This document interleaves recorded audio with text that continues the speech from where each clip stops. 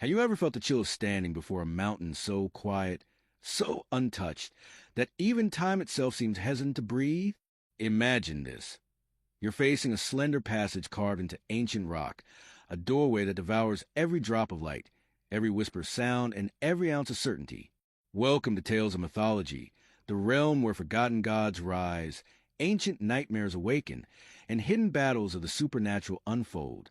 If unraveling the darker, unexplored corners of mythology excites you, then don't forget to like this video, subscribe to the channel, and hit the bell icon so you never miss another epic tale. The tale begins on the shadowed slopes of Mount Karahora, where an explorer, driven by an obsession far heavier than simple curiosity, prepared for a journey no map had ever dared to describe. For years he hunted fragments, crumbling records, half-erased sketches, forgotten field notes, and whispered stories from villagers who refused to utter the mountain's name after dusk. Every clue led toward one destination, a supposed well, but nothing about it resembled anything mortals were believed capable of constructing. When he finally stood before it, the entrance looked less like a crack in the earth and more like a surgical incision, thin, vertical, impossibly flawless. The moment he descended, the first horror struck him. The walls were not raw stone. They were monumental blocks cut with a precision that bordered on the unnatural. No fractures, no seams, no tool marks. The torchlight didn't scatter. It slid across the surfaces as though gliding over polished alloy. Every edge aligned with absolute perfection. Every block touched the next with a seamlessness that defied time, erosion, and human craft. It is stone fitted so tightly that even a blade of grass could never slip between them, an early expedition report noted, one of the few documents that survived the silence that followed. This wasn't frightening because it was impossible. It was frightening because it shouldn't have been possible there. Deeper down, after a suffocating descent, the shaft opened into a chamber so immense it stole breath from every soul who entered. Imagine crawling out a narrow tunnel only to stand inside a cavern whose walls rose like skyscrapers, smooth, featureless, brutally straight. This wasn't architecture. It was intention. Cold, calculated intention. No carvings. No offerings. No remnants of life. Only a silent geometry that had never been meant for human eyes. No civilization known to history had ever produced anything like it. No ancient tools could have shaped these flawless monoliths. Yet the structure existed, hidden, untouched, waiting. The explorer noticed a disturbing familiarity. The same sterile, polished interior found deep inside the Great Pyramid. But here it stood on an isolated mountain far from any society capable of such mastery. One long-buried report made a chilling comparison. This place was never meant for living beings. Its design speaks not of shelter, but of function. Purpose, something beyond human need. That realization would haunt him forever. He continued downward, hoping for even the smallest sign of culture. Pottery shards, bones, carvings, soot, anything that could link the colossal enigma to a time period. But the deeper he went, the more absolute the emptiness became. No relics, no ash, no symbols, nothing. The structure disregarded human presence entirely, as though humans had never been part of the equation. A strange draft rose from the unseen depths. Not random, steady, mechanical, like the exhale of some vast machine still functioning beneath the mountain. Years later, theorists would speak of resonance chambers, ancient technology, sound engineering, or a massive subterranean network stretching far deeper than anyone had reached. But at that moment, the explorer felt only the crushing weight of the unknown closing in around him. Then he noticed the most unsettling detail of all. Everything was too perfect, too symmetrical, too intentional. The layout reflected no ritual, no culture, no habitation. It reflected precision, a design with an objective, a technical objective. In one of his few surviving notes he wrote, "This is no sanctuary, no burial chamber, no quarry. This place serves, or once served, a function far beyond any human civilization. And perfection is a mask that hides something." The deeper he descended, the clearer the truth became. The mountain wasn't hiding a structure. It was hiding history. A truth so ancient, so incompatible with human timelines, that its existence threatened everything we think we know, and the silence around Karahora was not coincidence. It was deliberate, a warning. A forgotten diary fragment spoke the final omen, a line that echoes like a distant quake. Those who reach the heart of the mountain must understand. What lies sleeping there was never meant to be awakened. Its creators vanished, but their purpose did not. And the deeper you go, the more the earth remembers. The second expedition entered with this warning already haunting their steps. The second expedition entered Karahora under a completely different sky. This time there was no lone wanderer pursuing a private obsession. There was purpose, precision, a mission to measure every angle, track every shift in air pressure, and catalog every anomaly buried in the mountain's depths.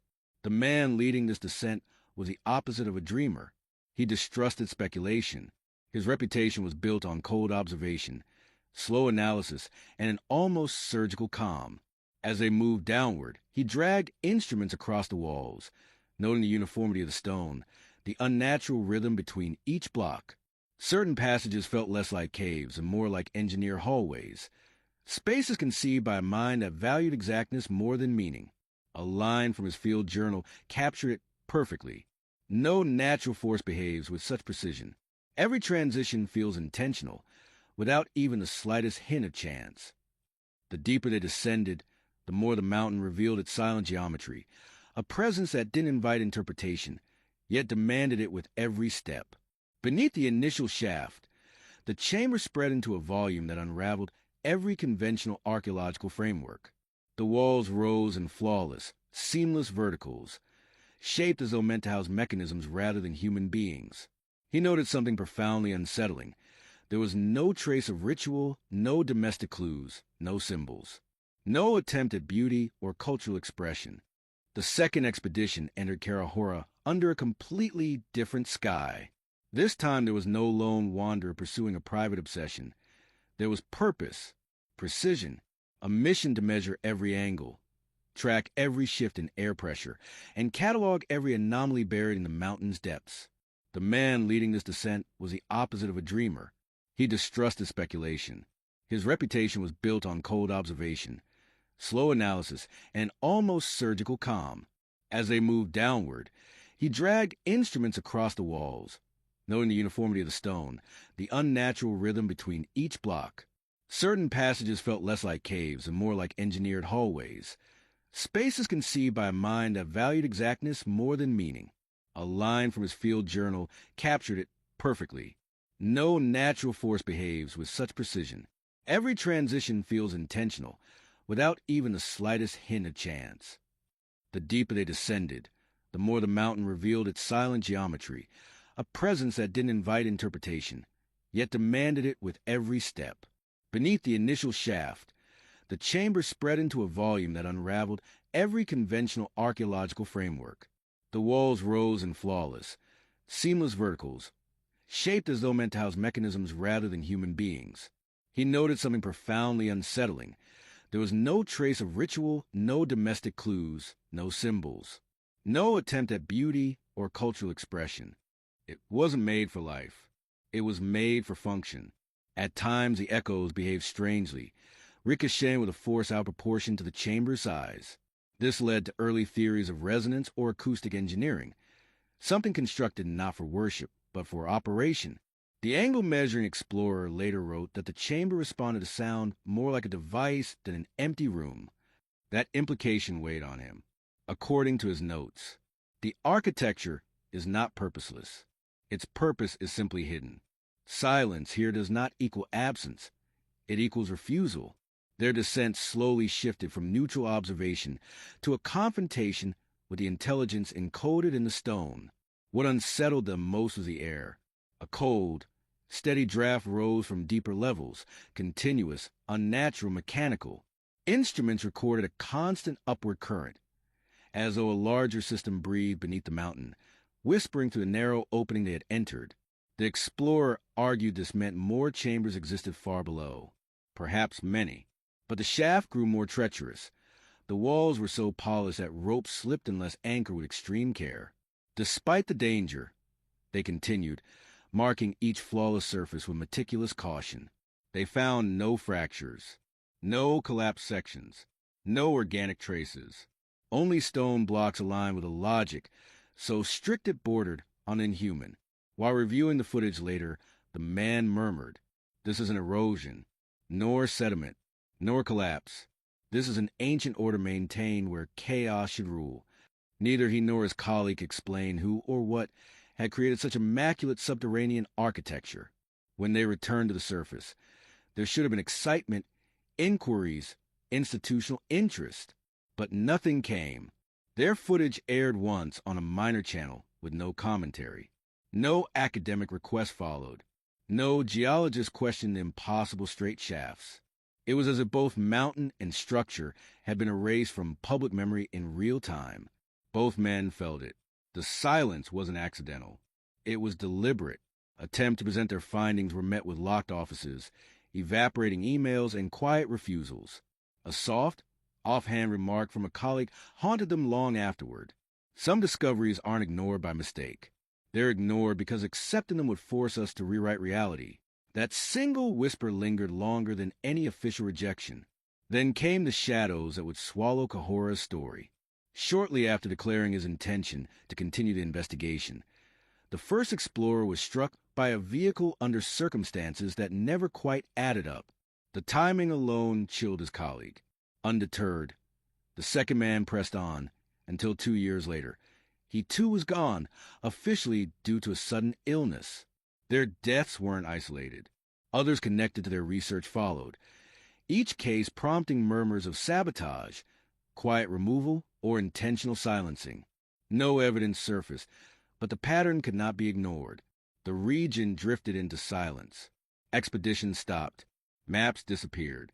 Mentions of the site evaporated from records as though the mountain itself had swallowed them.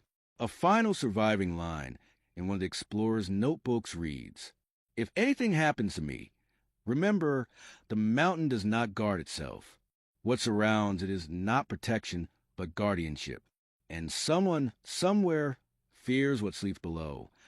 Long before modern explorers ever set foot on the slopes of Karahora, the mountain had already drawn the attention of a far more secretive and far more relentless force.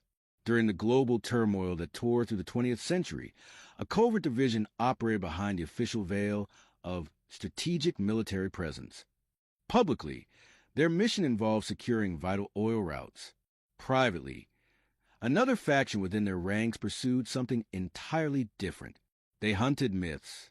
They followed ancient sigils, obscure folklore, and fragments of forgotten lore pointing toward a hidden structure buried deep within the Caucasus. Their movements left almost no paper trail. Yet one remnant of their presence survived. A lone symbol carved directly into the rock near a concealed entrance on the mountainside. Weathered by decades, but still unmistakable, it stood as a silent testimony that someone had reached the threshold of the same enigma long before the modern world rediscovered it. The appearance of that symbol sparked an investigation into the shadowy unit behind it.